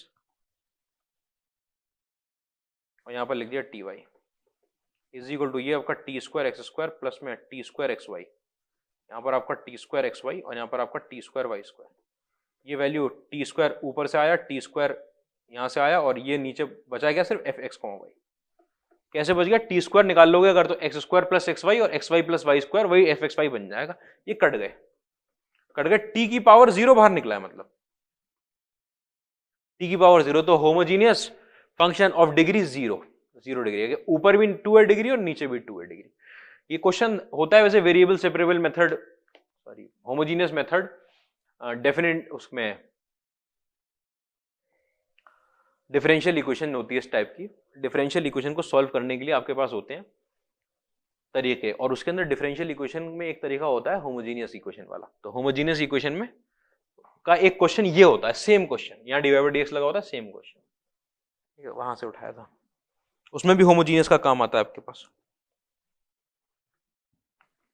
बस पता होना चाहिए, क्या बात पता होनी चाहिए कि अगर x की जगह tx और y की जगह ty रखूंगा तो पूरा t बाहर निकल आएगा।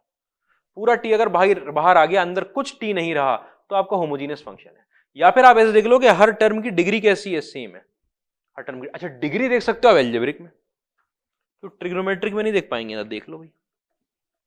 आपका एफ एक्स कोमा वाई कितना दे रखा है, एक्स के साथ यहाँ पर लगा हुआ है साइन वाई, प्लस में वाई के साथ लगा है साइन एक्स, तो आपको चेक करना है होमोजीनियटी,